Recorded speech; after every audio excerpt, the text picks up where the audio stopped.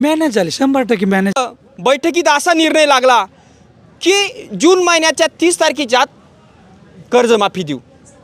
म्हणजे फडणवीसचं परत एक गाजर. व बच्चू कडूंना मी पत्रकारांचा खरंच खूप आभार मानतो, जे मोठे पत्रकार आहे मोठ्या चॅनलचे. त्यांनी प्रश्न केला की मग आता आंदोलन होणार का. बच्चू कडू साहेब म्हटले की आता तारीख भेटली म्हणे, मग आता आंदोलन नाही करणार. तारखेसाठी आंदोलन केलं का तुम्ही? नाही. तुम्ही तर एवढी वाघाची डरकळी, स्वातंत्र्य सेना भगतसिंग सारखी डरकळी, तुम्ही एकदम भामट्यासारखी भाषा झाली तुमची. बरोबर आहे. म्हणजे मला असं म्हणायचं आहे की आत्तापर्यंत शेतकऱ्याच्या टाळूवरचं म्हणजे लोणी खाता मध्यंतरीसुद्धा पुणतांब्याच्या शेतकऱ्यांनी आंदोलन केलं होतं. आपल्या खेड्यागावात प्रत्येकाच्या तरुणामध्ये सगळ्यांमध्ये अगदी जोश निर्माण झाला होता की आता कर्ज माफ होणार, कांद्याला भाव भेटणार, कापसाला भाव भेटणार, दुधाला भाव भेटणार. व सुकाणू समिती स्थापन झाली, स्नेहलताताई कोल्हे वगैरे हे सगळे मुंबईत यांची समितीची बैठक झाली व ते सगळं फसवेगिरीचं आंदोलन झाले, सगळे फुटले, ते मॅनेज झाले. खरं आहे ना? खरं आहे. आठवतं का तुम्हाला? मग आठवतं ना.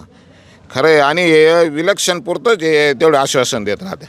विलक्षण झाल्यानंतर आहे ना, हे काही बघती नाही, पुढचा विषय सगळा स्टॉप होऊन जातो. नुसतं कर्जमाफी करू, काय आंदोलन करा, काही करा, काही फरक पडत पण नाही. ही फसवतं, ही कसं योग्य वाटतं का? फसवतं योग्य आहे. दादा काय वाटतं तुम्हाला? मला असं वाटतं की बच्चू भाऊनी जे आंदोलन केलं ते योग्य केलं, पण हे नुसतं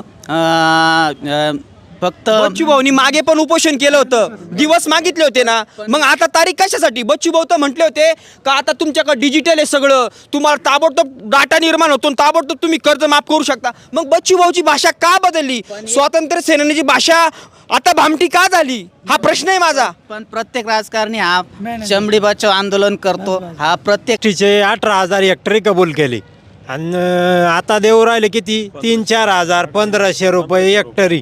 मग हे द्याच्याच कशाला, यांनाच परत पाठवले ते बरं होईल ना मग परत. दादा मला एक सांगा, बच्चू कडू यांना ज्यावेळेस ते शिवसेना म्हणजे जे आपण सगळे ते गद्दार वगैरे मानायचे सगळे लोक, ज्यावेळेस शिवसेना फुटली त्यावेळेस बच्चू भाऊ बोलले की आम्ही गद्दारी नाही केली, आम्ही उठाव केला. इकडे इकडे आम्ही उठाव केला. त्याच वेळेस सगळ्यांना बच्चू भाऊ काय चीज आहे हे कळलं. सगळे म्हणायचे गद्दारी केली, ते म्हणजे नाही आम्ही उठाव केला. व बच्चू भाऊंना एक संधी होती हिरो बनण्याची. एवढं मोठं आंदोलन नागपूरमध्ये, एवढे हजारो शेतकरी एक झाले, एक महिन्याचा शिदा त्यांनी बरोबर घेतला होता व बच्चू भाऊला खूप मोठा चान्स होता. पण बच्चू भाऊची भाषा, स्वातंत्र्य सेनानीची भाषा, भगतसिंगची भाषा अगदी भामटी भाषा झाली बैठकीनंतर. कर्जमाफी